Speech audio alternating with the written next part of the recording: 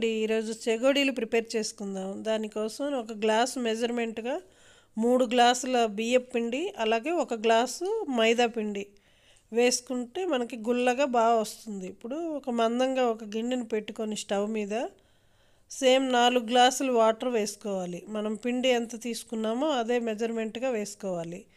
కొంచెం పసుపు, రుచి సరిపడినంత ఉప్పు, జీలకర్ర, ఇంగువ, అలాగే నువ్వులు, ఒక గుప్పెడు నువ్వులు వేసుకోవాలి. నువ్వులు ఎంత ఎక్కువ వేసుకుంటే అంత బాగుంటాయి టేస్ట్. కారం మన రుచికి సరిపడినంత వేసుకోవాలి. నేను 1.5 స్పూన్ వేసుకున్నా, కొంచెం స్పైసీ ఎక్కువగా ఉంది. నీళ్లు బాగా మరిగిన తర్వాత పిండిని వేసి బాగా కలుపుకొని కొంచెం నూనె కూడా వేసి మూత పెట్టి ఒక అరగంట పాటు పక్కన పెట్టాలి. అది చల్లారిన తర్వాత కొంచెం కొంచెం పిండిని తీసుకొని ఈ విధంగా మెత్తగా చేతికి ఆయిల్ రాసుకొని కలుపుకోవాలి. ఈ విధంగా చూపించిన విధంగా చెగోడీల్ని ఒత్తుకోవాలి.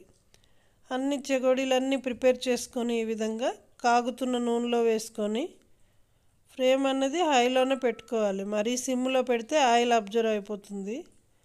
నూనె కాగింది, కాగుతున్న నూనెలో ఈ విధంగా వేసుకొని బాగా ఫ్రై చేసుకోవాలి. మనకు వేగుతుంది అని తెలియడానికి బబుల్స్గా వస్తుంది కదా, అది ఆగిపోయింది అంటే మనకు వేగిపోయినట్టే. చెగోడీని పట్టుకుంటే క్రిస్పీగా బాగుంటుంది, చాలా బాగుంటుందండి. ఇది